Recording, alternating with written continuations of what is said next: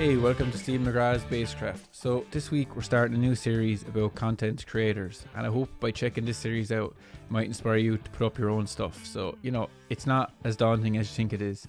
Just put up whatever you're comfortable with, and there's a little community of bass players who are into all the different niches, whether it's expensive gear, fretless, affordable gear, jazz bass, rock bass, metal bass. It's all out there. So whatever you put up, you'll find your own community, and that's what it's really about at the end of the day, not about amassing thousands of subscribers, which is cool. But if you just put up what you're interested in and start chatting to other bass players, you're winning. That's really, in my opinion, the goal of putting up this kind of content. And so as my first guest with this content creator series, I've got one of my favorite people on YouTube, Jonny Dibble.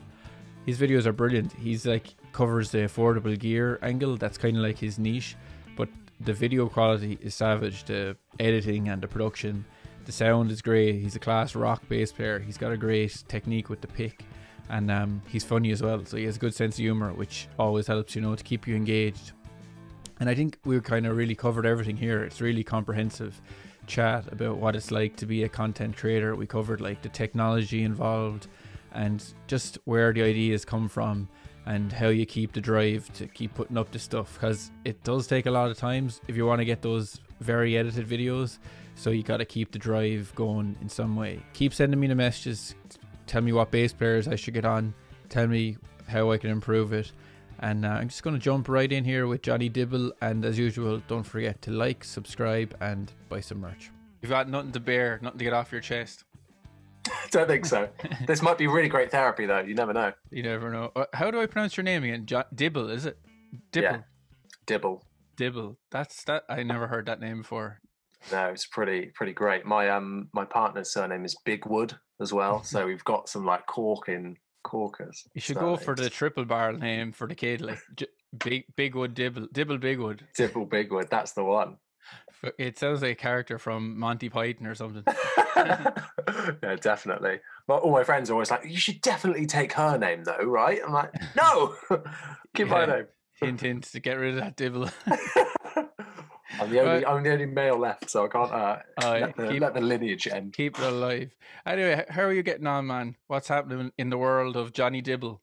So good, man. So good. It's good. It's just trying to keep up with the videos going on whilst alongside working full time is a challenge. But you know, since lockdown happened and the country went a bit bloody mad, I thought, you know what, I'm going to do more of what I love and just get started making videos, which is what I've always kind of wanted to do. So yeah, I'm feeling great. It's been a really good place in my life. How about you?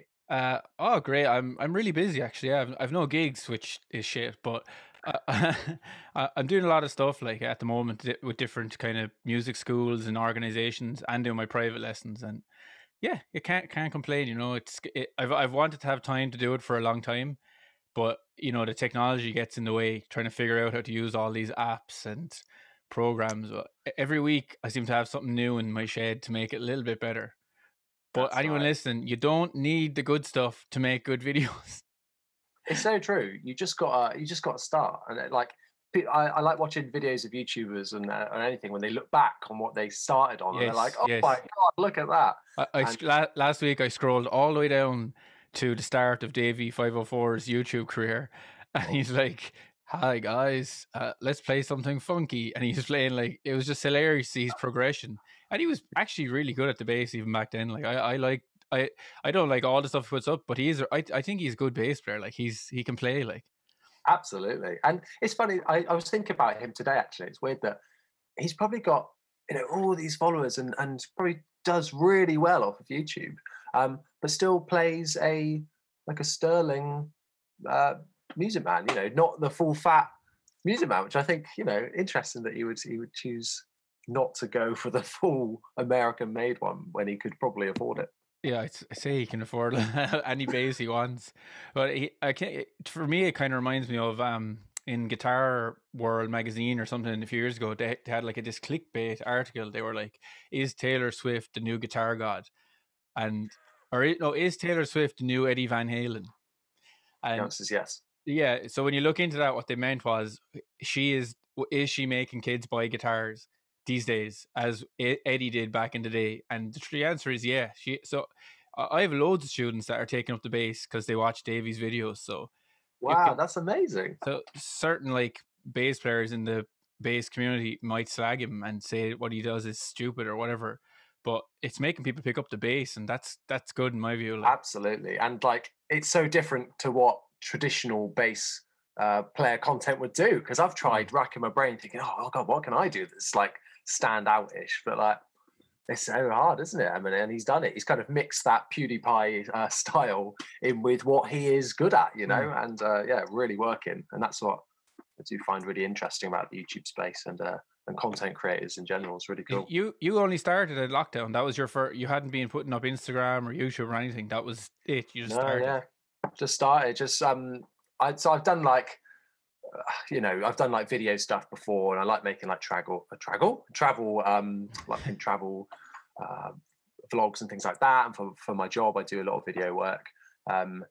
So I've kind of got that bank of experience and knowledge in terms of media production. And obviously playing bass, I was like, let's just put the two together. I'd only done like Instagram little short videos of like me playing and some different angles, and I put one up.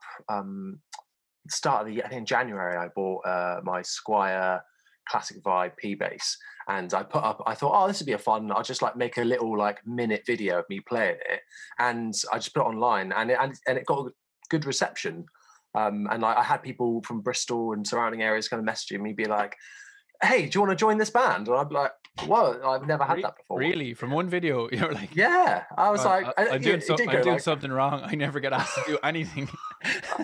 But that was the one time. Okay. And yeah, I was like, oh, do you know what? And I really enjoyed then talking to people online about gear, because, you know, I've got loads of friends and I love my friends and everything, but like nobody talks about bass with me. It's a bit of a niche to me.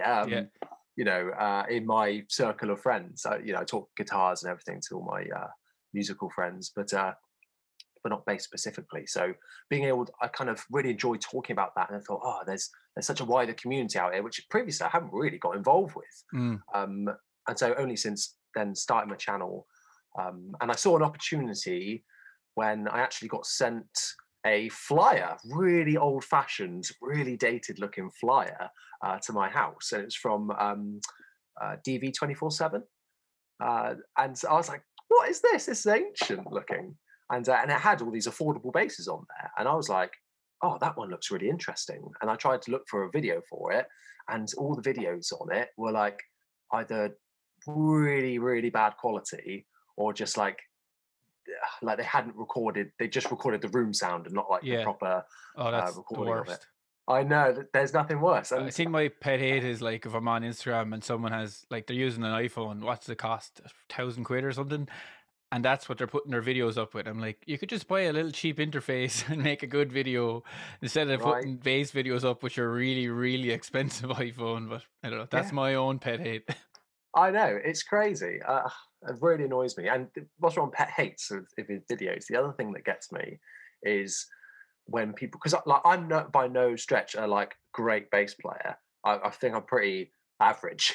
And I like your tone. You're good. You get a great rock tone in all your videos. So you've got. Thanks, man. Yeah, that's my kind of forte, is that clangy pick playing, and I play really aggressively. And I kind of always believe that a lot of your tone is in your hands. You know, classic example: you give John Mayer a Hello Kitty Strat, and he'll make it sound like incredible. And I'm not saying I'm John Mayer, but you know, I like to think that I've never had a bass that's worth more than £700, I think. And same, yeah. People look at I call it the Great Wall of Bass behind me, and they're like, God, you spent so much money. How could you spend all that money? I'm like, well, half the wall I got for free because they were broken basses, and the rest I bought secondhand. And yeah, none of them cost more than 700. Not a chance, like. Yeah, and like the amount of bang for your buck that you can get now for like £300 is just insane. And I just kind of wanted to highlight that more, because I hate like elitism and things like that when it comes to brands. And it's like, even when I did like some videos on Harley Benton stuff, some people comment saying, "Oh yeah, but it's Harley Benton, so it's not going to be any good," or like instantly write it off. It's like, no, like look, listen to this. So I kind of wanted to show that you can get good quality stuff, and I wanted to make some more high-end, good quality videos of gear that perhaps wouldn't get treated that way on YouTube. So people wouldn't necessarily spend the time taking the time to make a decent video about this really cheap, rubbish bass. So I kind of wanted to fill that niche a little bit, and so I focused more kind of on the more affordable end. I think you're dead on, because students would be looking for an affordable bass, and then I'd look for the reviews, and there's none up there because everyone wants to review that expensive guitar. But you are filling that niche. You did a review on the Talman, wasn't it? The full length version of it.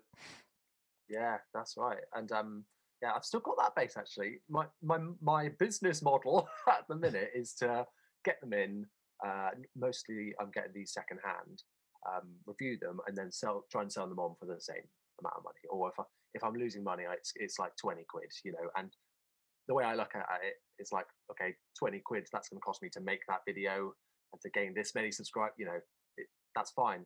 I can budget that. But yeah, that Talman, it was kind of a negative review that I did on that one, and I still stand by like the sound. I wasn't big on the electronics that are in there, but I keep picking that thing up and playing it, man. It's really and easy. The short scale version doesn't have any electronics in it, does it? That's just no. That's okay. right. That's I think that one's all passive, whereas it's got an active preamp in the TMB 100, and yeah, I just think I'm always wary now of active preamps in more affordable basses. I think because that is potentially an element to skimp on, and I think you can't really skimp on that on the electronics. So I would much rather. I'm not big on active circuits anyway. I'm more of I like a passive bass that have its sound, and then because I'm a pedal guy as well, and then I have basically my sounds app to do all of the EQ for me. But having that like classic sound, like a P bass, I just want it to sound like a P bass, Yeah.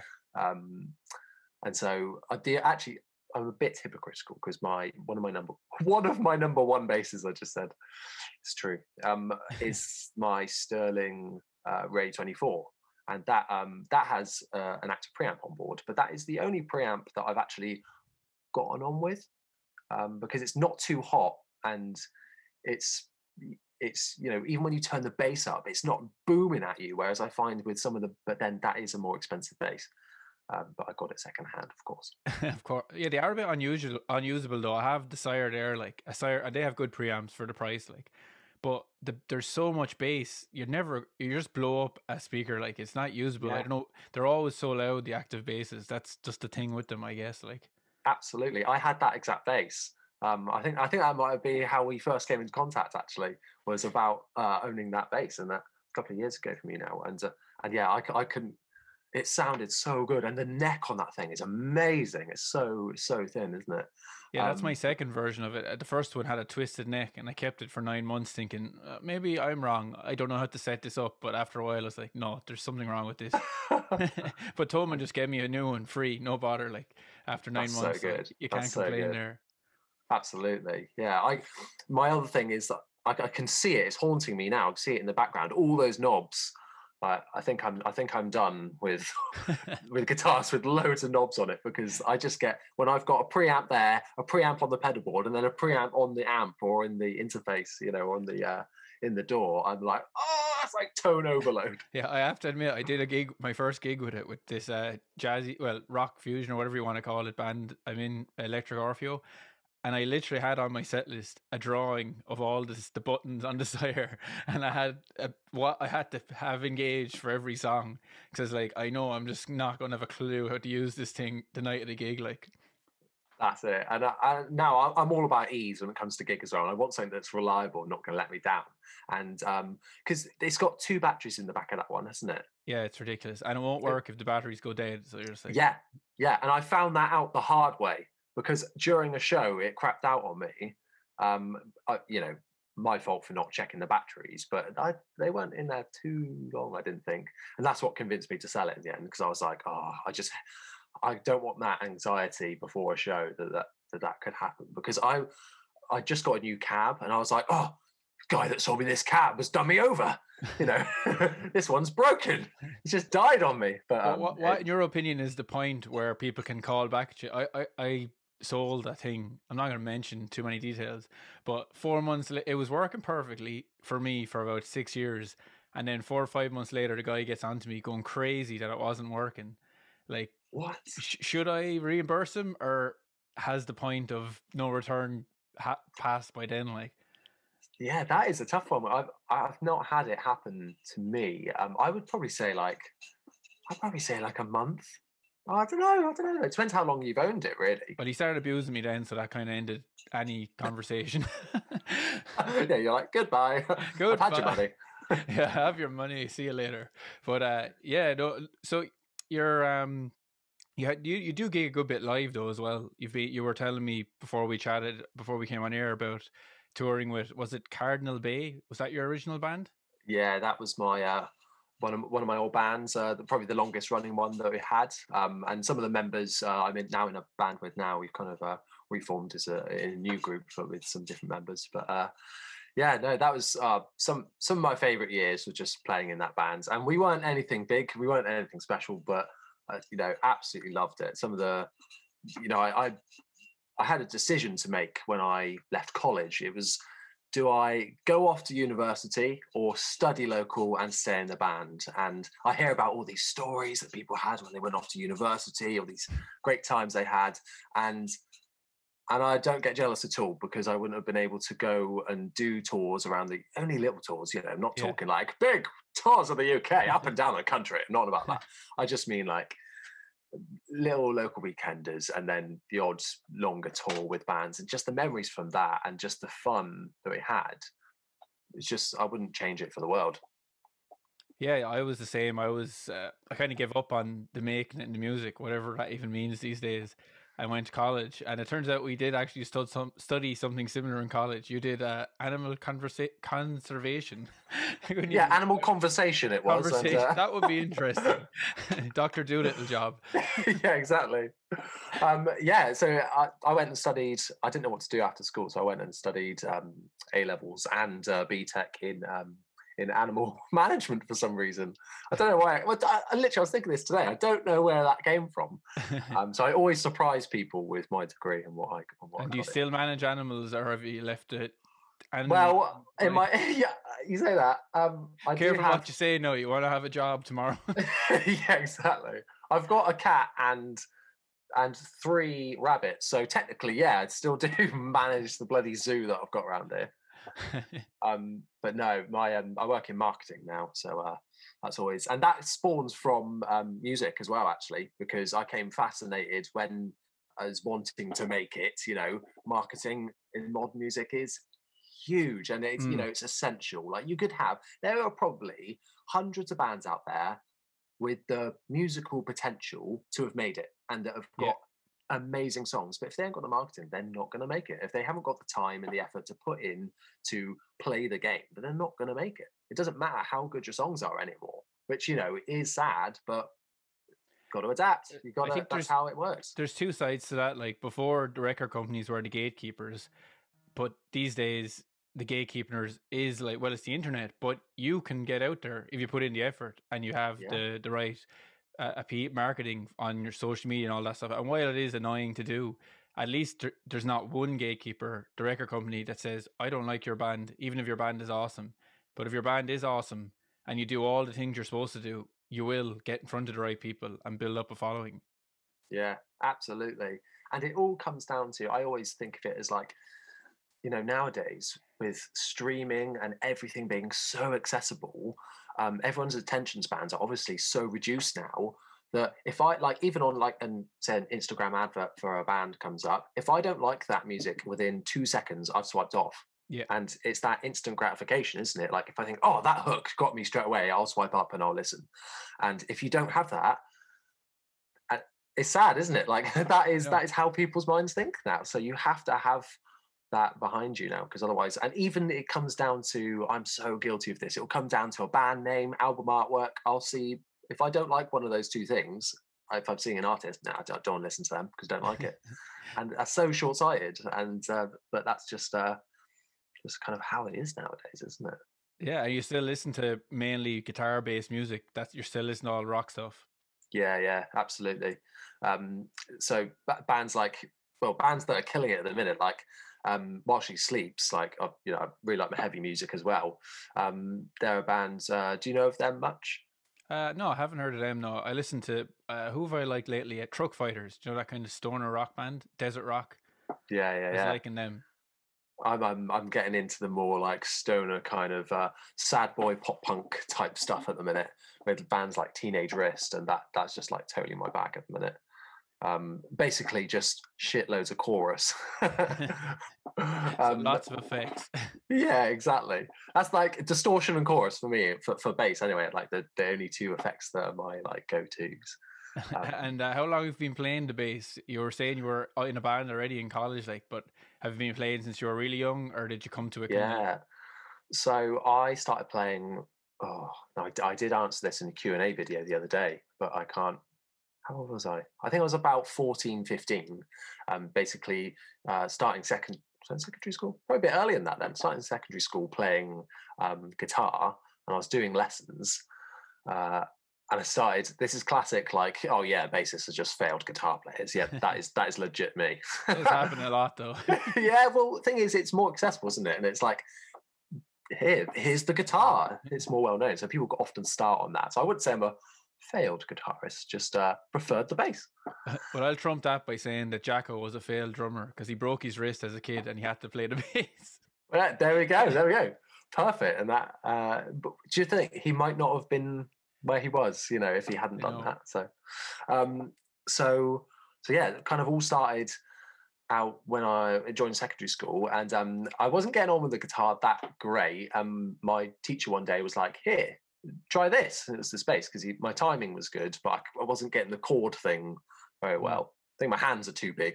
And then he said, so he let me borrow his P bass, and I really got on with it. And then when I got to school, my friend was already learning guitar as well. And then he met somebody else who played guitar, and then that formed our first ever band. And then we started doing gigs on like our local scene in Bridgewater in Somerset. And yeah, we were playing with bands that were in like their 18-year-olds, and we were rocking up with our like Spider Line 6 amps. And oh god, yeah, that amp. Yeah, both guitarists had it. Oh, it's like a wall of. Remember the chaos setting, or insane? Yeah. It's like, who invented this piece of shit amp and put this insane setting that no one can ever use? They were like, in 20 years' time, people will remember this sound. And they did. It probably sold a lot of amps, like little teenagers going to the shop. He's like, insane. Oh, that is it. I'm bringing this amp home. Absolutely. It was probably like such a clever move. Like, making it so insane. The kids, like you say, kids were just like, I need that sound. That is the overdriven, mad sound that I'm after. Have you got a process for what gear you're going to review? Like, and that was pretty interesting that you said you can. I always wondered, like, when I'm watching these people online doing the content with the reviews, like, how are they affording all this gear? And yeah, that's great that you sell it on, like, because I was thinking, who needs 20 multi-effects pedal boards? Yeah, exactly. And so that's what I have to do. I like to think of myself as quite good at knowing the secondhand market. I'm all like most days I'm looking on eBay, and I'm looking on Gumtree, and I'm looking on like the Bass Players Market UK Facebook page. Well, that's just a gold mine for me. Yeah, I like to think that I know what is a good price when I see one. For more affordable basses anyway, and I kind of got an idea of what basses hold their value as well. Yeah. So like any Squier stuff, like it holds its values really well, especially like the classic 5 vintage modified stuff. People sell that secondhand for like 250 quid, and it's been out for like 6 years, and you're like, God, that's insane that it's holding its value that long. So that just shows that the more affordable stuff, that's another benefit, isn't it? That it's not going to degrade so much compared to like an American vendor. You're not going to lose so much money.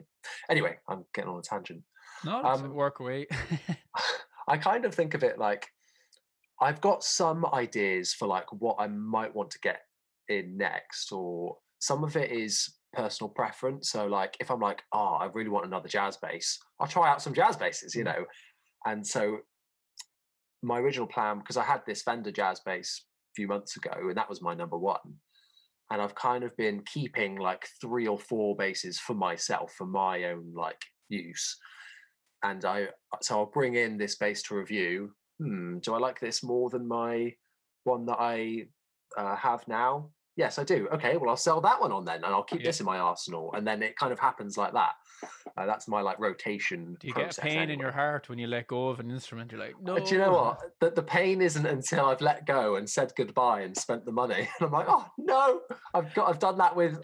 I'm gonna do a video, I think, on like the ones that got away, because there are a lot.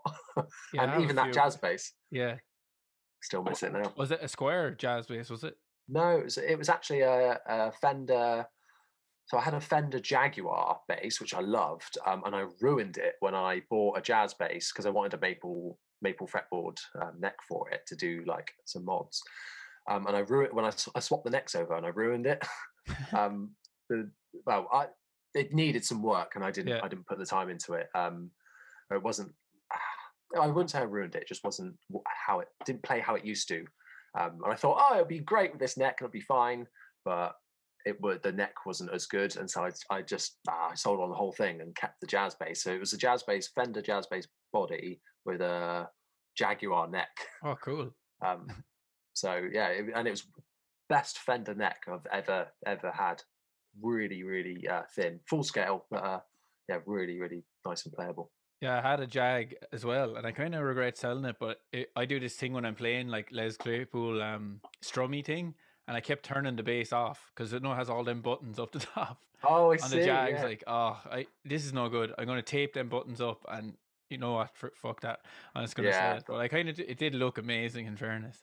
Yeah, that's this one. My Jag luckily was just a PJ configuration and just your standard jazz layout control. It didn't have any of the other weird circuits in there, all the switches and stuff. Yeah, I can imagine that was a flipping pain. Yeah, it was a disaster. But you were doing a lot of reviews of those kind of multi stomp box things.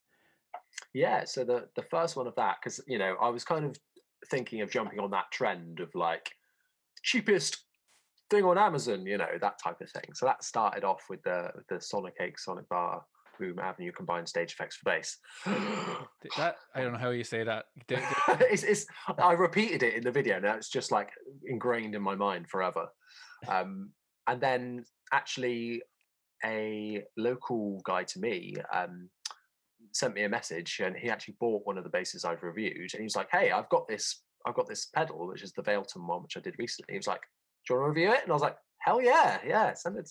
Let's have a look. And same with the Tech 21, the Doug Pinnock pedal. That was a local guy who I'd never met before, but mutual friends. And he was like, hey, I've seen your videos. Do you want to review this? And I've had, even more people. Well, you're getting a good hop off your channel. Like, people contact. Yeah, like it's really cool. I'm just so grateful for those people for getting in touch and just generally like enjoying the content. And they're like, yeah, just want to see what you think of this, and then just doing what I can to help. And I was like, oh, thank you so much. Like, it restored my faith in humanity. Absolutely. The community is really supporting like on Instagram and YouTube for bass players anyway. I can't speak for other instruments but guitarists, it's just a shit fest. Yeah, I don't know. Don't get me started. I was looking at another channel, and the guy he trolls people a bit, like, and I was like, oh, thank God there's no one in the bass world that's how they get more subscribers. Like, it's there's a niche there, mate. I'm gonna fill it, I think. Just shitting on people, abusing them. Like, fuck this guy. No, I don't think we don't need to fill that niche in the bass community. We'll leave that to guitar players. So I was actually talking to Lowend Lobster the other day on Instagram, and he said something which is so true, that he noticed that he used to watch a lot of tech videos, and he noticed that all these companies weren't like rivals. They were like working together to create content, and not just like collaborations. I mean, like giving each, like after they've done with this, send it on to this person to review, because when more stuff starts coming out and people start producing more videos, you know, your video gets suggested in someone else's video, and so it just boosts you both up. And like, why wouldn't you want to do that? And it's just removes this toxicity from any kind of thing like that. And I was like, yeah, that is so true. And I came to a similar realization, like, well, probably like a couple of years ago, about bands as well, because I used to get so jealous of other bands doing well, or like, oh, my band's not doing well, what's going on, you know, that's not right, and ooh, and now I'm so much happier for it as well, because I don't get jealous like that anymore, or bitter or bitchy or anything like that, because I just think, well, if we all just help each other out and try and create content together or network and do things like that, it's just win-win for everyone, isn't it? And so I think that talking about that, you know, people being spiteful and mean on the internet, I just think is just the wrong way to go. And he was talking to me about, you know, doing something together or something like that, and I think that would be wicked, like just supporting each other. And he actually, I'm running out of breath now. He sends, well, they kind of trade the bases between each other in America there, you know, that once they're done with it, he'll send it on to someone else to review, and then they'll send it on to someone else to review, so it passes through a couple of hands. Yeah. And I was like, oh, that's we brilliant. could do that in Europe. I got that bass behind me, the Alan Woody Epiphone. I got that from the UK. It was like €13 couriered, like, so I guess we need to start much, is it? thinking, like, sure, America is huge, like Europe is like it's the same distance in some ways, some countries between each other, as the States over there. Like, we could be sending instruments back and forth. Yeah. So, mate, if you could pack up that black jazz bass behind you and send it to What me, the that'd be fuck if I great. just said this is terrible?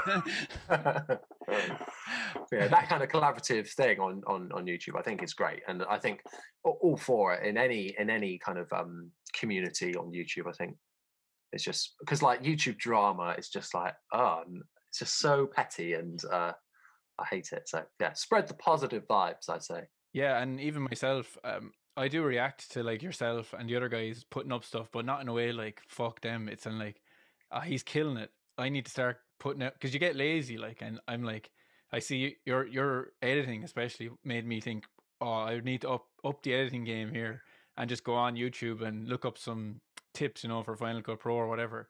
But yeah, it doesn't annoy me. It just kind of puts a bit of fire in my belly, and it's like, I gotta get some more stuff out there. Yeah, absolutely. And I kind of did mine on, you know, somebody in one of my first videos compared me to Patrick Hunter, and I was like, yes, that was my goal, because I love his channel. And that's, you know, kind of what inspired me, and it's similar playing style to what I wanted to do. So I think your thumbnails are kind of like his. Your are like Patrick Hunter's. Yeah, definitely. I bloody love a good thumbnail. Making thumbnails is like the exciting bit.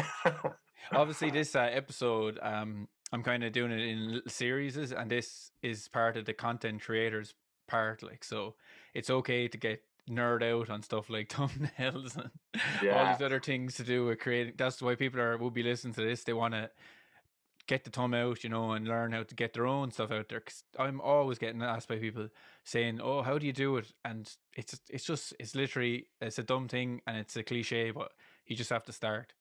Yeah. Oh, absolutely. And like, I wish I'd started ages ago now, because, like I said, I kind of had the skill set to have been doing it for a long time. I don't know why I waited so long. The thing that kind of made me start was when Harley Benton brought out my first videos on the Harley Benton Rickenbacker copy, and I saw that come out, and I'm like, oh, I really want to play that and see how it sounds, but I don't really think it'll be a bass for me to keep. I know, I'll do a review of it and start doing stuff on YouTube. That'll be my excuse. And yeah, and so. And you haven't had the fatigue yet, like the YouTube, what you're feeling like, oh, I can't do it. It's a once a week you're doing it, isn't it? You're getting one out generally. Yeah, and that, yeah, it's kind of once a week, twice a week if I'm doing, because I thought, oh, how can I do more and see how that grows the channel more. And so I started doing like kind of phone filmed unboxing videos, or like quick phone filmed, you know, little things, and I think those really help as well, because I did a few unboxings, but I felt like I don't really feel like that's a full week's upload. I don't know. I felt like that was a bit of a cop out to do that as a whole week video. Yeah. So I was like, I know, I'll just do it quick and easy on my phone. Bish bash bosh, done. It's still the same thing getting out there, but it would just be quicker and easier for everyone. So yeah, like once a week I'm doing.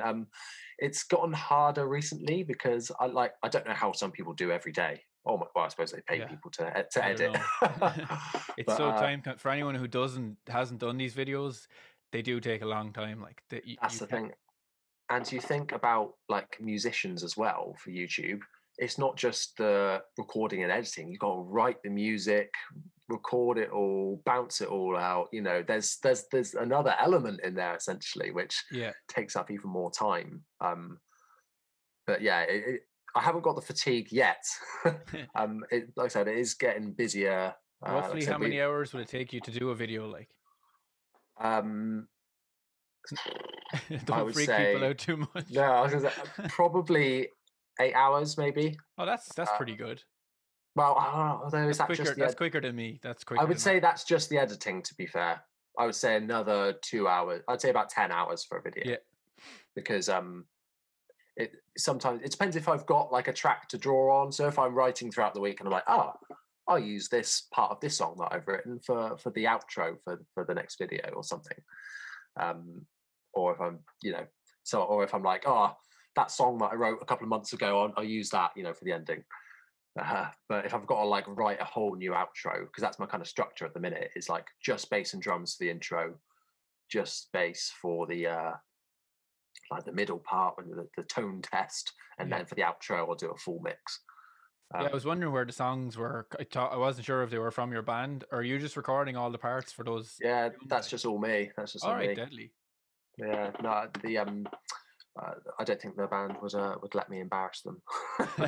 I use my own band for like all my backing stuff for when I'm talking, and all the music in the background is just my band but without the vocals. But yeah, for the outro, I thought I'd just record things myself and yeah, just like. And is there anything happening with your band at the moment? A bit of practice or anything? Yeah, man. So we haven't done a gig in a long time for various reasons. But and we're not like a band that's like, yeah, we're going to push to make it. We're going to do this. We're going to take the world by storm. We know what we are, and we're just kind of casually ticking along and doing it because we love it. And I think that's, if you're trying to make it, sometimes you kind of lose the passion for it. And that's certainly what happened with our last band. I think that we just kind of fell out of love with it and just like got exhausted from like trying so hard.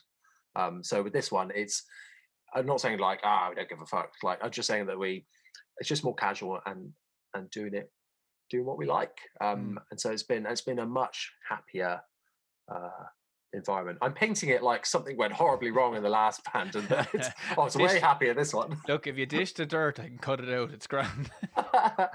Yeah, this is a no filtered podcast. Leave it all in.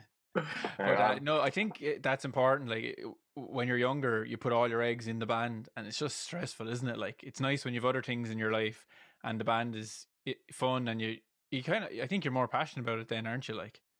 Yeah, I think so. Well, certainly for me, I am now. I think I just enjoy it more, and it's more about being with your mates and just having a good time, and going to because if something. I used to get pressured before that, no, we're playing too many hometown shows and people aren't going to want to come, and what people think of this if we put this out and this doesn't look professional and we're trying to make it and this looks silly. I used to stress myself out with things like that. But now I don't really get that. So yeah, much better. Yeah, we've just been in the recording studio a couple of weeks ago. We've just had our final mixes back now for 2 new tracks that we've been doing. And yeah, can't wait to get them out. We're going to do like music videos and stuff like that. And yeah, buzzing, mate. Can't wait. Yeah, that's class. And you're in Somerset. Is that where you live? Yeah. Right. I was cider country. Yeah, and I literally live on a farm. Really nice. Yeah, that's why my internet's so bad sometimes. Because out here on the farmer land. Yeah, I've been to Glastonbury and I was in Somerset. We stayed in Glastonbury village before we went, but not Glastonbury. There's a bunch of little villages in there near the festival, and we stayed in one of them, and God, that cider killed me. Like it was strong stuff. Like You get a bit of scrumpy in you, you're gone. it was like a luminous orange. I was like, what the fuck is this shit? There is a place local to here called like Lily's Cider, and I think they've gone bust now, unfortunately. But and they made, I think it was like 8.2% cider, no, and in like a barrel, you know, you take it to a festival, you're done, like you're gone, and it's so nice. Like it's not. I've had it. Yeah, you don't think it's like, you think it's going to be really heavy or like hard and like bitter or horrible, but it's actually really easy to drink. And I think for the 7.5% one on tap in my local gig venue, it's like £2.50 a pint, so it's like lethal. Yeah, well, where I am in Ireland is the cider capital of Ireland, and the guy, this 100 years ago, this guy Magner went to Somerset and learned how to make cider. So, but he kind of fucked it up. He changed it. So our cider is carbonated, and it's really cold. You drink it with loads of ice. So yeah. So when I was in Somerset, you don't want a warm cider. Well, that's the thing. When we were I was playing the festival, Cider Fest, it was called, in Somerset. And they had like all these really classy locally produced ciders, and they were all warm and bit non-carbonated. And I just went for like the commercial fizzy cold one, and they were looking at me like, Philistine, what the hell is wrong with you? What are you doing? It's blasphemy. This in is our own county. Yeah, bloody love a good cider. Nothing better. Sit in the pub in the beer garden with a cider in the sun. Oh. Yeah, those days will be back. Don't worry, they'll be back. Fingers crossed. So you're living in the countryside, are you, on a farm? Yeah, absolutely. Born and bred in Somerset, me, if you couldn't tell. Yeah, I live here with my girlfriend's parents' house at the minute. They let me make lots of noise, so that's good. That's sweet. Yeah, but we're you know, been living here for a year whilst saving up to buy a house. So yeah, in a little cottage in the countryside on the farm. So very quaint. Jonny, now tell me, have you put the man cave, the music shed, on your budget for the house? Is that important? That's literally like, I've already got the man cave upstairs, and I was like, look, if we're going to get a house and it's going to be a bigger house, then I need to have my room. And she was like, okay, fine. So I got it. So yes, and I'm actually thinking of like designing it for videos as well. So like to have like a bit of a wall like you've got behind you there, because at the minute my setup in the room is a bit janky, and this is a shed, like this is a timber shed. I just making it look nice. You fooled me, because it looks bloody lovely. Yeah, I definitely want to and get some plants in there, you know, make it look all cool, and yeah, that's the plan. Anyway, got my man den sorted. When we went and viewed the house that we've now bought, I was like, yeah, this is the one. This is my space. Yeah, I was watching Paul David's. He just don't get me started his home on studio. him. He put up his obviously he built his dream studio. He's after getting pretty successful on YouTube, but he had it all. He had the electric shutters for the sun coming in, and the acoustic treatment, and every amp. It's cool. I like geeking out on that, watching these videos. Yeah, because the one he had before, it was like all coming out of like one socket, wasn't it? Yeah. All of his electric, and his. When you're talking about quality and rocket up the arse, that is the channel for me. I'm like, oh my god, the editing, the style of the you know, the lenses he's got, it's just stunning. And like, yeah, I just think he's I only started watching him this year that I found him, and I just think it's fantastic. Yeah, I think that he is fantastic, but I think people shouldn't be put off starting because they can't get the Paul David's quality, because no, absolutely that's like not. fucking film quality. Like, come on. Yeah, and when you look at the cameras, you know, he's got just a couple of Sony A7 IIs, and it's like, bloody hell, that's like $5,000 worth of camera right there. You know, I have a Canon M50. It's a 500 quid camera. You know, it's. I don't know how to use a camera very well anyway. Like, so it's my learning camera, and it's all I need at the moment. Yeah, I like. People probably know from watching my channel that I don't like spending money, hence I focus on cheaper gear. And I got pretty much all my stuff secondhand.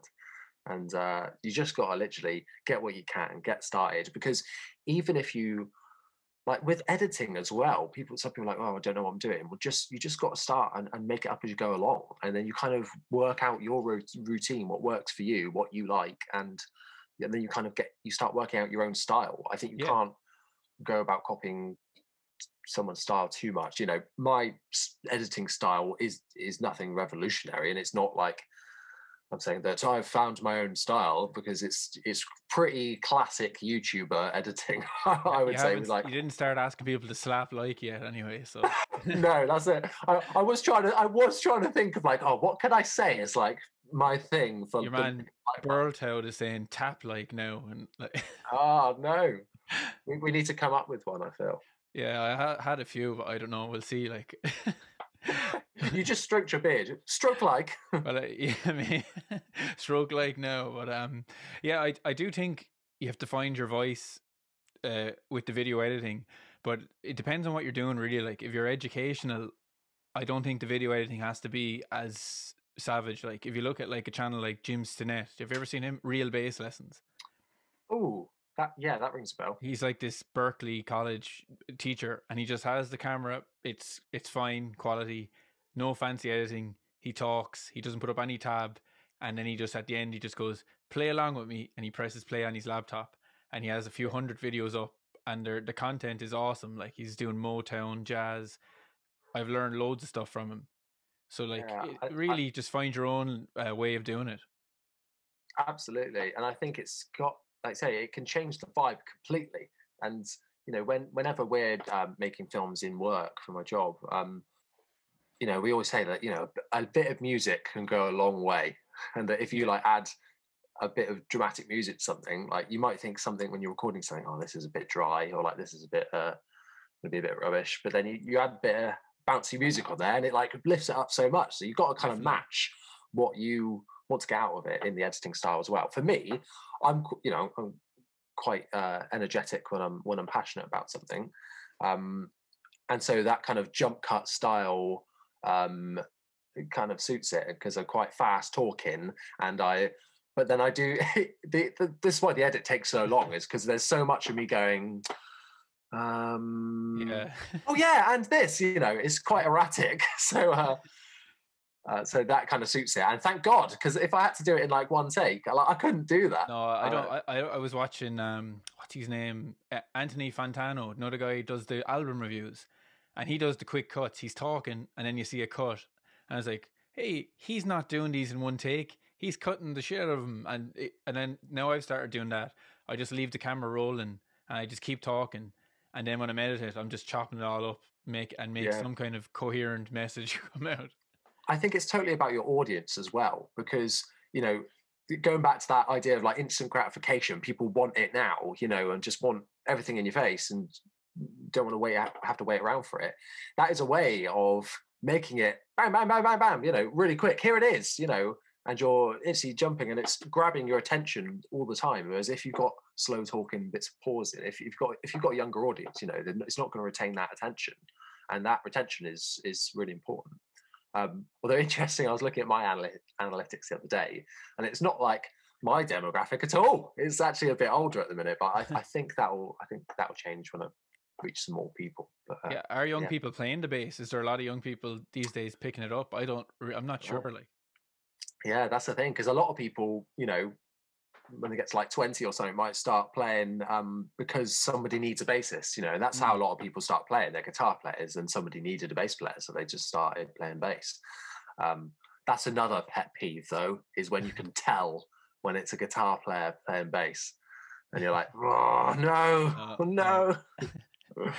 One thing I do love though is the pick playing, and you do your class with the pick, like you're very comfortable with it.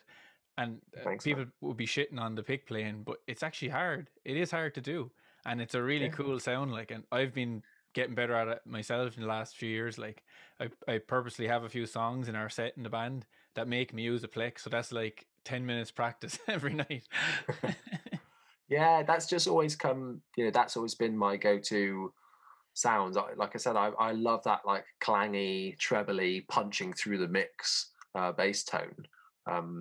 So a lot of people probably, if they're watching my videos on a phone, might go, "Oh, bloody hell, that's punching through my ear holes." But it's because I like that presence, and hence why I like a Sans Amp. For me, it's like just a great pedal because I use it does as well. that for me. Yeah.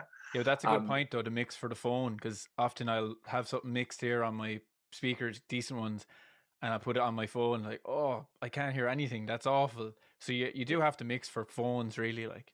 Yeah, absolutely. I've learned a bit from that this week actually, because somebody I got a negative comment of somebody saying like, oh, really, your first troll. That means, Jonny, you've made it.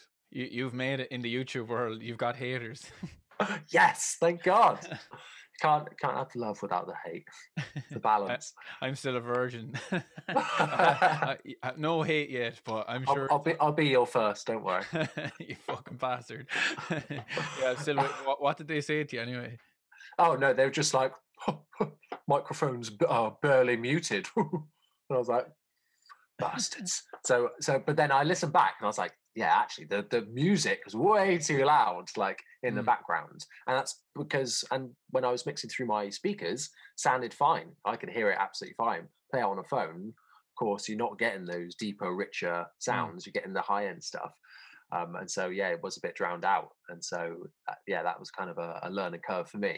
I am a devil for killing with kindness, though. I just comment back saying, thank you so much for your feedback.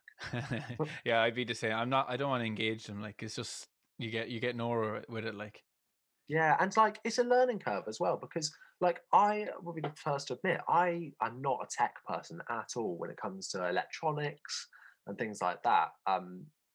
You know, I'm much more of a like how it feels type thing, and not focusing on individual specs and things like that, because I don't know. I guess it doesn't really, that isn't what attracts me to guitar playing and bass playing and music. So I don't know. I feel like maybe I should invest in that more. I am starting to get better at that with with putting pickups in and stuff like that. But I've never been that good at that I hate kind of soldering as well. I just I make, especially the active bases. You look inside it, and it's like a hydra's nest of wires and knobs, and they're put into this tiny cavity, about 4 centimeters wide and long. You're like, I'm not going near that. I'll destroy it. And then you've got this ground wire, like, well, where the hell does this go? What does this do?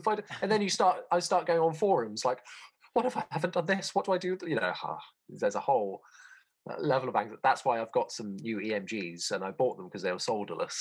Oh, I've never used them. It's cheating, isn't it? They just click in. That's so handy. Yeah. Are they the Geezer Butler ones? Are they? Yeah, I have a build. I'm just finished a build there now. It's like I'll put it up soon. It's a Rory Gallagher teamed P bass for a friend in Cork who did the album art for the last live Rory album. So he sprayed this bass and I did it up for him. But my next build, I'd love to get those Geezer Butler pickups. Yeah, they sound awesome. They sounded great on. Like I just randomly searched like solderless pickups. So I didn't even know if it was a thing, and then they were the first things that came up. And then I listened to them and I was like, oh, this is exactly what I'm after sound wise. This sounds so good. And so, yeah, that's what I wanted. It's kind of like a more rockin' P-bass sound, isn't it? Like that's what the Geezer pickups are. Exactly. And that's what, you know, obviously what I'm into. And so, you know, it's like they're perfect for me. So I've never properly done like either like a build custom or like just swapping bits out. I've only ever changed like pick guards and things like that. Because to me it's quite superficial, but aesthetics is just so important. Like if I don't like the look of a bass, I don't want to play it. And I don't like, it's just not, if it doesn't make me want to pick it up, then you know I'm not going to be inspired by it. True. Yeah, but putting the bits together, it's quite easy. Well, not easy, but it's a learning curve that's not that steep. You know, the necks will go on most bodies, and you can chip out a bit of wood if you have to. Yeah, that's it. Oh, actually, I tell a lie. I did try to do a project build once, and it was a disaster. Oh, he's talked about this earlier, did you? Was this the Jaguar? And no, this was before. This was a couple of years before. I forgot about this. This was a I wanted to do like a classic P bass, and I'd not had a P bass for years at this point. And I was like, right, I'm going to buy like a sunburst body, have the red taut pick guard on there, rosewood fretboard, really like classic looking, but with modern sound. And I bought the body because I was like, wood doesn't matter. Like any old body. And it was literally like MDF. And I got this neck, which was like probably like 25 quid, I think. And it was like a telly base. You're pretty much, it sounds like you're setting yourself up to fail here. Yeah, exactly. And it didn't get any further than that because I put them together. Well, I had to like route out get my dad, at the time, to route out the pocket to fit the necking, because of course I assumed that will just fit, right? So I had to get him to do that for me, and then it didn't go any further than that because I just was like, I now don't know what to do and I don't know what I'm doing, so I'm going to get rid of this. That was it. Yeah. Yeah, I must get on. What'll I do next? I don't know. I really botched the short scale. I got a Harley Benton cheap for like 50 quid off second hand, and then I was trying to fix the neck, and the angle grinder slipped and cut the neck, cut the neck, a big huge chunk down the middle. So I had to throw it away. But I kept the machine head and the body, so I had something left over. You should have made an even shorter scale. Just chopped it off there and fit it at the neck. Actually, yeah, maybe it's still in the bin there. I do some of those big jobs on my parents' farm, like, so it's probably not good to have an angle grinder anywhere near me anyway. Well, that's that's a video idea for you there, creating that base. And is it what do you record into? Is it Logic you use for your audio? Yeah, so I'm using Logic Pro 10, and for me, that's just always been my go-to program that I've been using for years now. Since they upgraded to 10, it's just so user-friendly, isn't it? Like, when I first got it, I was like, this is GarageBand, right? This is GarageBand. It looks the same, doesn't it? Exactly, yeah. And they've done the same now with iMovie. It looks a lot like Final Cut Pro now. Really? Yeah, because when I used a modern version of iMovie, and I was like, oh, what's going on with this? This isn't what it used to look like. But yeah, so yeah, Logic is my go-to, and Logic is great. I think there's some really good stock bass anyway. Like the stock Ampeg bass tone on there is great, I think, with a bit of like EQ on there. Yeah, I'm not really like that big into that side of things. I want to get more, as I'm doing more remote recording and stuff, I want to get into it. But to my ears, like those things sound good, like, and then I see people buying like the universal audio interfaces, which are like 1,000 quid, and all these plugins, and then I'm listening to me playing into Logic and it sounds really good. I'm like, I don't know, am I going to spend, I'm sure there is an increase in quality, but the free plugins with Logic and things like that sound pretty awesome to me. Like, yeah, I honestly think like you just need to find what works for you, and then go from there. And you don't, having this idea that you need the expensive stuff to sound good is just so not true. Like for me, so for my guitar tones and stuff, I use an old version of Pod Farm, so the plug-in version, Line 6, and that is like, I love it. I think I use very limited effects on it, and some Logic bass effects as well. But when you're more limited, I think sometimes it inspires you to play more and like use your instrument more to get the sounds that you need. So when I got the Line 6 HX Stomp, I was like, great, I'll have like Helix style tones now. Great. And I just started spending hours and hours tweaking the tones and trying to get it to how I wanted it, to the point where like now I don't want to turn the thing on. Yeah, and I'm was thinking of buying it as my next big build. I wanted to ask you, what's the story with this? Because I see Janik has it, and he sells presets and everything. Janik Quizdala, like, would you recommend it to buy the HX? So I've gone through phases. So I started off like not like got a good. But before you start, I just want to say, look, if Line 6 are listening, we've already shit on the Spider Amp. But you do make some class stuff, so if you want to ever want to give us free stuff, that's okay. But Line 6 does make great stuff. Let's all just erase the Spider Amp from history. That's all. So hey, wouldn't be where we were without the old Spider. But yeah, go on, tell me about the H, because I actually am curious to hear like a person's idea of what it's like, you know. Yeah, so so I started getting like demotivated with writing anything because I was like, oh, I've got these tones at my disposal, but the presets are all shit, and the presets are just not good for bass or guitar, I don't think. And that seems to be a unanimous like thought across the board that like, yeah, these products are good if you know what you're doing with them. Yeah. And at the start, I didn't really, and I still don't. I'm not an EQ, like I know what shape EQs I like, but I'm not a numbers like EQ person. So if somebody said, "Oh yeah, well it sounds like it needs like 16 million hertz taken out of it," and I'm like, well, I don't know. So but I know like what curve I like, you know. Exactly. Yeah.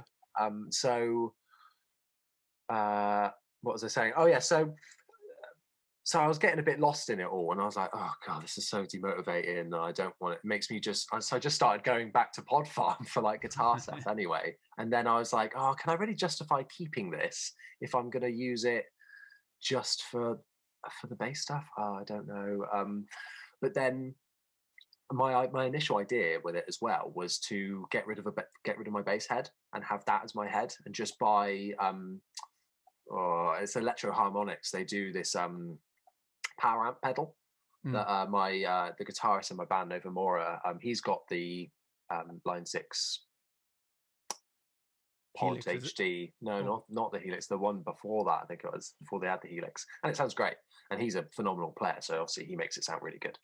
And he does that, and he was like, it's so good, because he just has his cab and his pedal board, and that's it, and that just powers it through the cab. It's great. So I was thinking about doing that. I still need to experiment with it more, because I didn't really like it when I tried it at practice. It just felt like something was missing. I'm going to do a video on that soon, hopefully, because I do want to troubleshoot some things for that, because I think I was doing it wrong. I think there's some like global settings I need to change for that. Yeah. But now I'm back on board with the HX Stomp. I'm liking it again. Really? I got a new, yeah. I did a video of trying to create a patch, and I've kind of understood it a bit more now, and kind of got the sound that I want. And with the Line 6 Pod Farm stuff, here you go, Line 6. I am praising you for that was great. That was the thing that was kind of shaped like a kidney. Was that the odd thing? Yeah, that was brilliant when that came out. Yeah, exactly. And they did like a rack mount like head version of it as well, which I was tempted by. But I've got the the plug-in version for Logic that I use, and you know, with the not the Line 6 stuff, sorry, with the Logic bass amp, I pretty much got the one sound, and I used to run my Sans amp through it and into that, and that was my sound. But I was like, oh, what if I want some other sounds? And the recent bass I've got, the Epiphone Embassy, which I'm editing at the minute, that is the first bass I've had that I've actually, I do want a different amp, and so I'm back on board with the HX Stomp now, because it's working for what I need now, and being able to have my bass tones and my guitar tones in one place is pretty handy. And do you ever mic up for a sound? Is it always DI, or you never? Always DI. Yeah, always DI. When you're going into the studio, 9 times out of 10, you're gonna be DIing. I actually found when I did the fuzz video, it just didn't sound good DI'd, and so I got this mic here, the Shure 7B, and I don't ever play my amp at home really much. It's always just using the studio speakers or the practice amp. But it did actually sound really good, miking it up for the fuzz. I don't know, it just didn't give the sound, the simulated sound or DI wasn't the same as just having an actual amp like blaring and rumbling. Yeah, that's the thing. I think as long as you've got some kind of amp sim in there, giving that like the bulk of the tone underneath the effects on top, it's normally okay. But like where I am now, like I never get my amp out. I've got a Fender Rumble amp set up for live, which I love, and it's great. But like I don't have the equipment at the minute to set it up at home, or it's too loud, and it's a bloody faff when I can just record it upstairs and get good results. Yeah, I don't have a go-to amp really. Like I blew up 5 Trace Elliott's. So I mean, what's the pattern there? Is it you or Trace Elliott? Well, they're cheap. They're like 50 quid each or something. And then I just kept buying them because they kept popping up. But I'm finished with Trace now. And they were all the 80s ones that I was playing. And they were pretty good, like, but they just can't handle the abuse. So I have no problems with the TC Electronic stuff. I haven't blown up any of their gear yet. Yeah, I nearly got a TC Electronic head actually. Is that which one have you got? Is it the I actually don't know. 700 watt What's one? it called? It's like this new cheap one they bought out. It's like 200 quid or something. That's the one I have here. I have a bigger one in the band, but it's in the van still. But Nice. yeah, the amp thing, I'm not really mad. I don't, with the bass player, a lot of the time it's your DI sound anyway that's coming out at a gig. That's what people are hearing. The amp is just It's just an on-stage thing, isn't it? Yeah. And that's why I was like, the HX Stomp would be great because I could just send that exact sound with the cab sim and the out to front of house, and it'd be great. But it's not got DI out on it, which I think is really silly. Yeah, I have the Zoom B3 on the floor there, and it has the DI out. And then the new version doesn't have the DI out. So I'm like, all right, well, I'll keep the old one because it's a really handy little feature. Like because it becomes a DI box as well then. Yeah, absolutely. And it's like I could use my Sans amp for DI straight front of house, but I always just prefer going out the back of the head for some reason. Well, you can't beat the Tech 21 DI box because the sound engineer always gives you the nod. He's like, yeah, that's great. That's going to sound good tonight. Yeah, and you have the sound engineer on your side. Like, you can't beat that. Yeah, exactly. Oh, you don't want to get in their bad books. Definitely not. But you're working on the Epiphone video at the moment. Yeah, man. So that's I saw that bass on eBay, and it wasn't on my radar at all. I was just like, I think I was searching for something else, and I saw it popped up as an ad on eBay, and I was like, oh my god, I need that.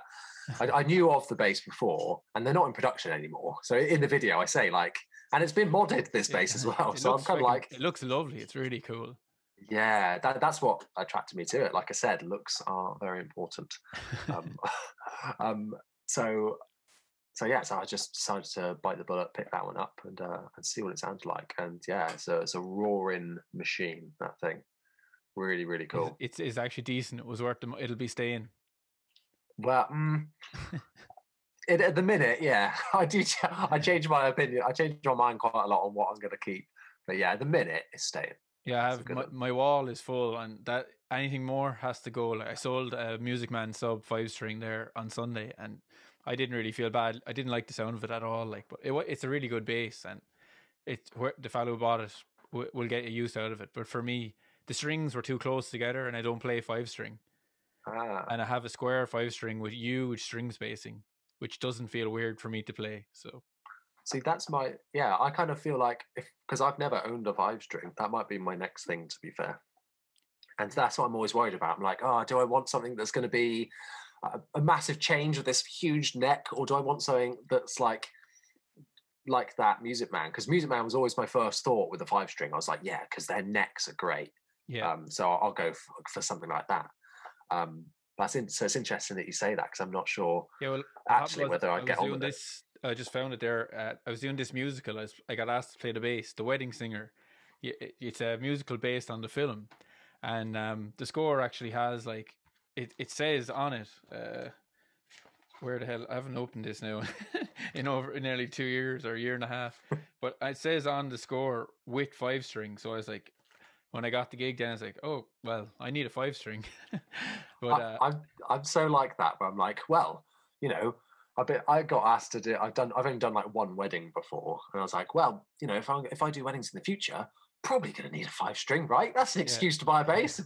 I'll do that. I'll find any excuse to buy a new guitar. Yeah, that's good, But I had the square with the big string space, and I bought the other one for the gig, but I ended up using the square because my fingers kept getting confused and playing the wrong strings on the one with the tiny string space, and so. I think if you're going to get a 5-string, get one with really wide strings apart just to get used to it. But that being said, I haven't played it since the musical barely. I have no interest in playing 5-string. Yeah, I'm not sure if I would because everything I play is pretty much in drop D or in drop tuning anyway. Very rarely in standard, and all my band stuff is all in drop D. So for like a functional use for me at the minute. I don't have one for a 5-string. I just want one. And are you a big practicer? Like, would you go into the shed, as they say, like doing like learning, doing your scales, or that? Are you into that kind of stuff as well? No, not at all. Not at all. I'm completely self-taught, and I just noodle basically, and that is probably not the best way to promote. It is and it isn't really, because the reason why I started bass and why I continued playing music was because I stopped learning. I just didn't like learning chords and learning scales and things like that. The theory stuff does come into it and help, but for me, it just became about like groove and feel and playing parts I thought were cool rather than learning. So if someone said like, "Oh, can you play this scale?" I'd be like, "No." Like I'm very untraditional in the way that I've learned my instrument.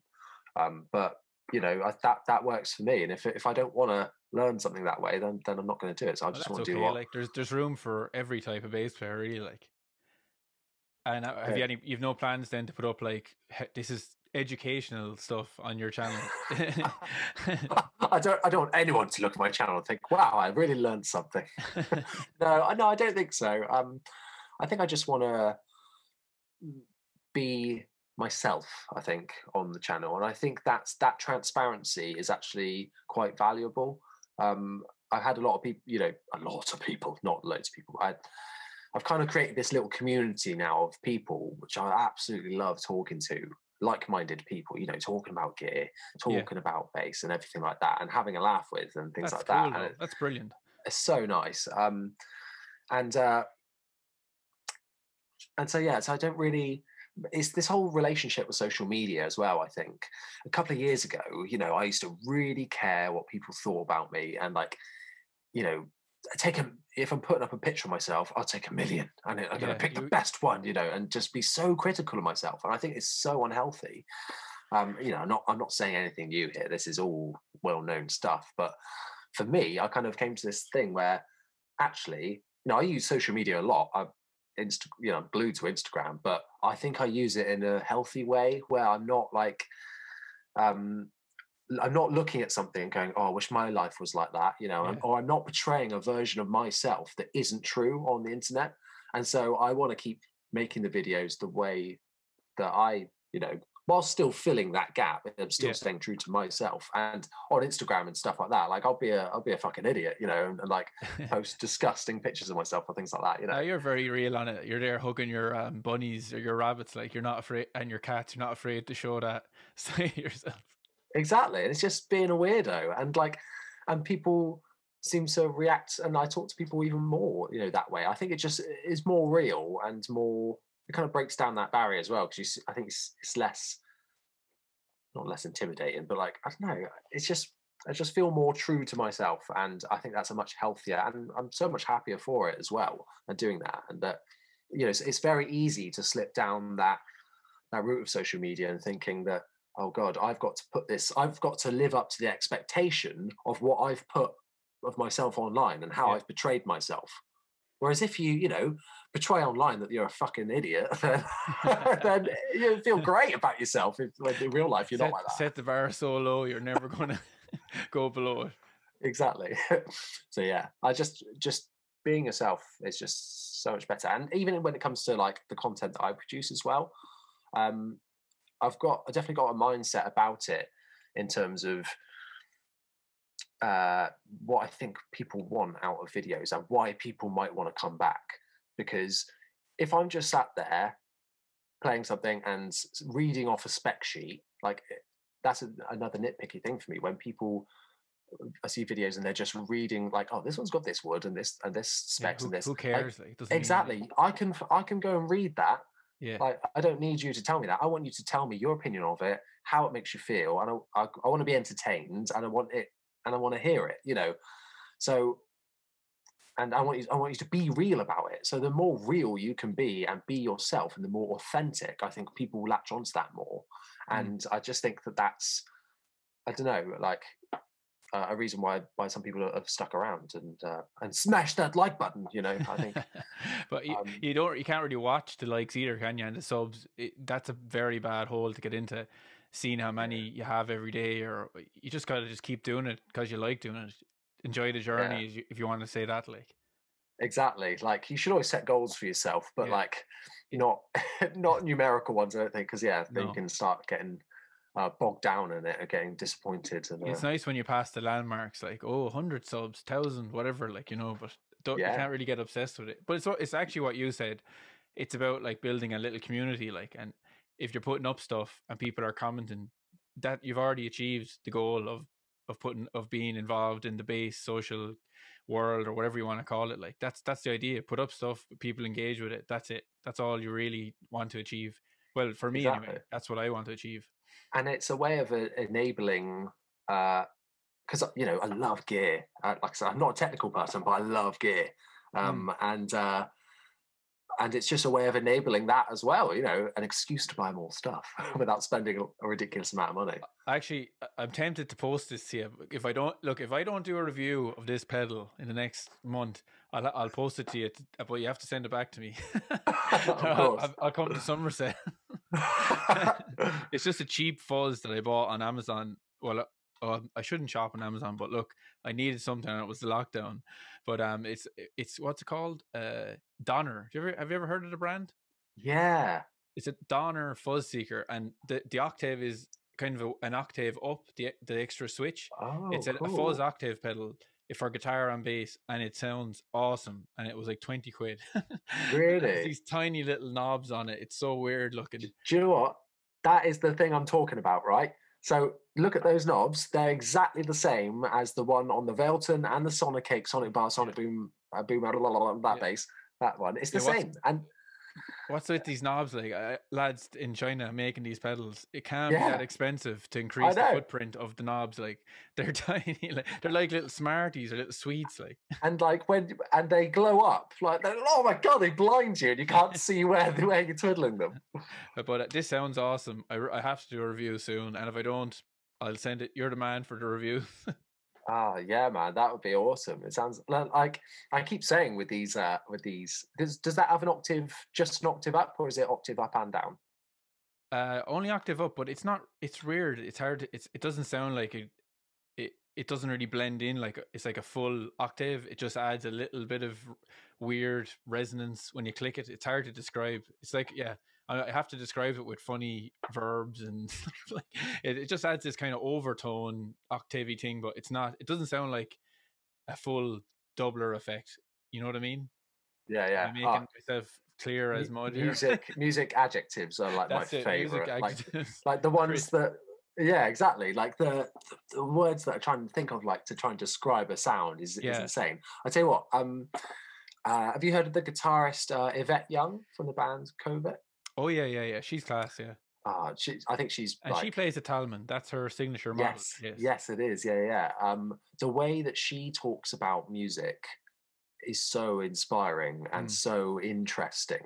Like, talking about it, visually, like about where notes go and like how the color of tone and things like that. And I think she's fascinating to listen to. I like that people like her are getting big in the guitar community, because she's writing sonic sounds and music, and it's not about, even though she is technically amazing, but that's not really what she's trying to get out there, is it? Like, and I think that's something that is, coming back to another nitpicky thing, or a pet peeve about like people on YouTube, is when they go, okay, and this is how, let's have a listen to what this sounds like.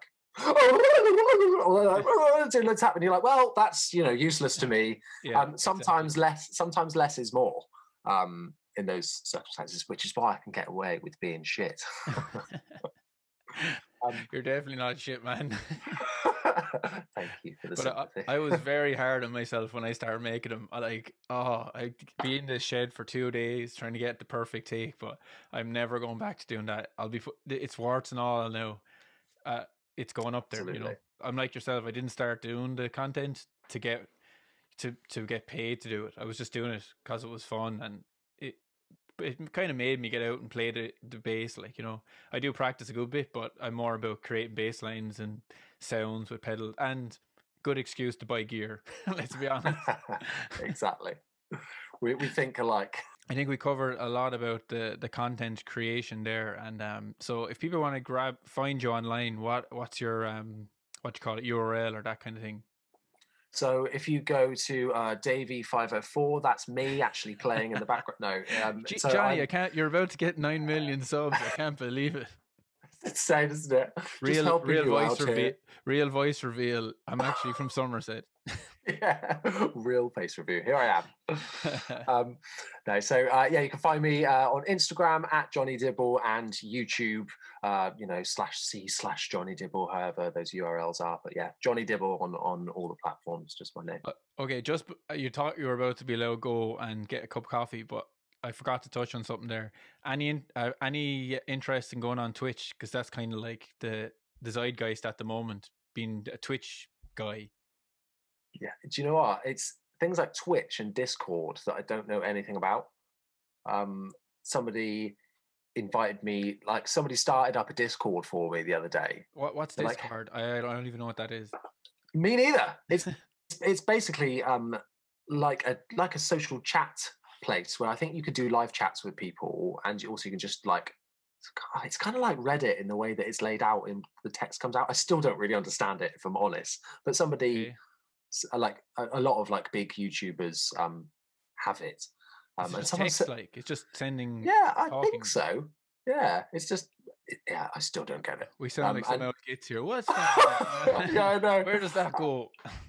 Exactly. So a follower of mine was like, "Oh, I've set up a Discord, so we the community can all talk on there." And I was like, "What?" Like, number one, thank you, that's so cool. Number two, I don't know what I'm doing. But yeah, and Twitch as well.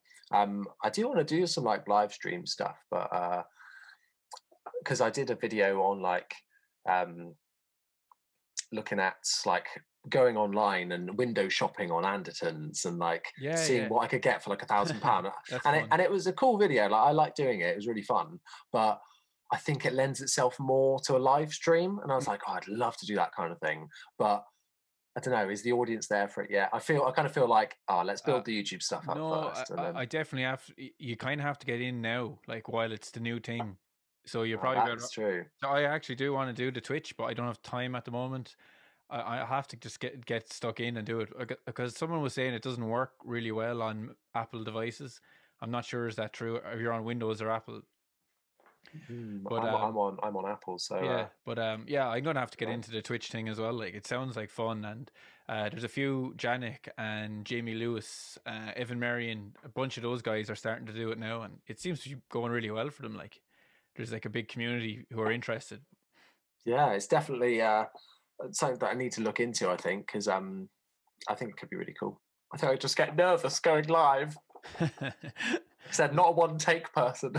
If you like that guy who was on the news, remember, on Sky News, and his 3 children come in, like, and then the housekeeper comes in, grabs all the children. That actually happened on a webinar I was on the other day. Really? Yeah, something very similar like that nearly happened. It's very funny. Hey, as long as they don't get up and they've got no pants on, it's okay. Like. Yeah, I haven't got any on right now. Who needs pants? 2020. All right, lads. So check out Jonny at Jonny Dibble on Instagram and YouTube. Am I right? That's right. Yeah, cool. All right. See you later, lads. Cheers.